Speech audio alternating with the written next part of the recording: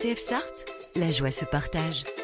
Vous êtes bien à l'écoute de Faites une pause sur RCF Sarthe. On retrouve maintenant Emmanuel Ledu et sa dernière invitée de la saison. Je reçois Rachel Pinger qui accompagne les transitions professionnelles et personnelles avec divers outils tels que le coaching, la formation et le bilan de compétences, le sujet d'aujourd'hui. Merci Rachel, bienvenue. Merci de m'accueillir. Alors, quel est l'objectif d'un bilan de compétences ?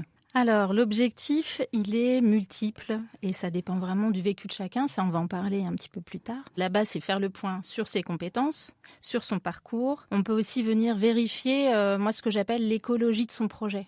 Savoir si là où on travaille, la structure dans laquelle on travaille répond encore en fait à notre système de valeurs, à ce qui est important pour nous. On vient aussi pour garder un cap, réinterroger son rôle dans la structure, retrouver de la motivation. On parle souvent du sens. Alors c'est vrai qu'on n'est pas obligé de tout le temps trouver le sens dans son travail, mais au moins la motivation, la base. Pourquoi je me lève le matin. On peut aussi faire un bilan pour évoluer en interne ou changer complètement de voie de métier. Voilà, changer de structure, changer de métier, se former, gagner en compétences, etc. C'est vraiment multiple et ça dépend de chacun, des besoins de chacun. Donc c'est pas synonyme de rupture en fait. Pas forcément. D'accord.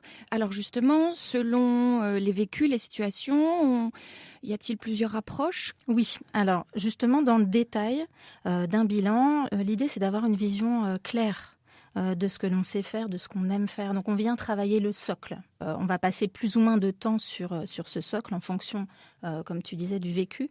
Est-ce que je viens d'un épuisement professionnel ? Est-ce que je sors d'un burn-out ? Comment j'ai été accompagnée ?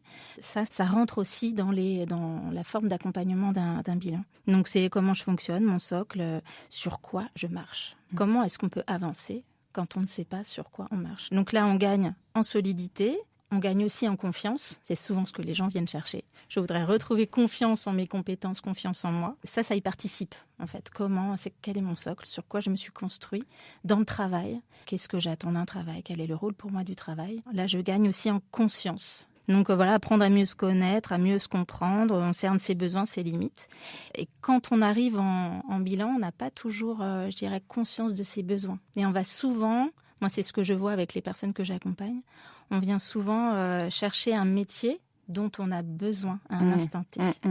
C'est ce que je te racontais. Tout à fait. L'exemple, c'est une personne qui était dans l'accompagnement, dans le social, qui finalement repart en souhaitant être chauffeur poids lourd, parce que finalement, elle avait besoin de partir d'un point A jusqu'à un point B, ne plus avoir de charge mentale, ne plus accompagner pendant un temps. Oui. En tout cas, c'était son moment de transition pour retourner après un projet de cœur où elle recommencerait à accompagner les gens. Donc je comprends qu'il y a vraiment une grosse part quand même sur la connaissance de soi, oui. La conscience de pourquoi on fait ce qu'on fait ou pourquoi on ne veut plus le faire. Et après, y voir finalement plus clair pour envisager la suite, quoi. Oui, c'est la question de la vision. Alors justement, le bilan de compétences, du coup, c'est pas une réponse absolue selon la variété des situations et des expériences de chacun. Oui, alors je dirais que c'est presque une réponse complémentaire. C'est pour ça que ce qui est important dans ce qu'on fait à Effervescence, que je travaille dans un collectif. Voilà, tout à fait. Donc, qui s'appelle le Centre Effervescence, qui est chapeauté, créé et dirigé par Nathalie Martin. On est au 274 avenue de la Libération, mais ça, je pense que tu le rediras. Tout à fait. Et on travaille autour de la question des risques psychosociaux. Donc, ça va de la prévention à la formation, à la prise en charge, en fait, des personnes qui peuvent être en situation aussi d'épuisement professionnel. Et prise en charge, ça me semble hyper important. Oui, pour avoir fait un burn-out il y a pas mal d'années maintenant, ce qui m'avait manqué, c'était justement un lieu où je viens me déposer, où je n'ai pas à réfléchir sur comment je vais être accompagnée. En qui je vais pouvoir avoir confiance parce que là, je n'y arrive plus. Plus toute seule. C'est ça, plus toute seule. C'est vraiment le leitmotiv. Et justement, au Centre Effervescence, c'est l'idée. Moi, je travaille avec, par exemple, Karine Bocquéo, qui est psychologue du travail, qui va prendre en charge les personnes qui sont au cœur du burn-out, au cœur de l'épuisement. Quand ils sont prêts, ils vont pouvoir faire un bilan de compétences. Mais c'est pas moi qui vais décider de ce moment-là. Donc, il y a un moment d'échange pour savoir est-ce que je suis prêt à démarrer ce moment qui est important pour moi.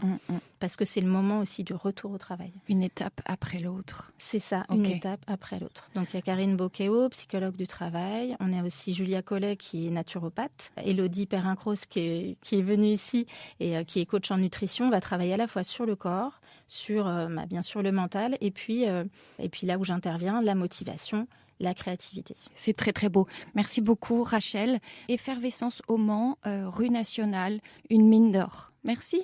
Merci.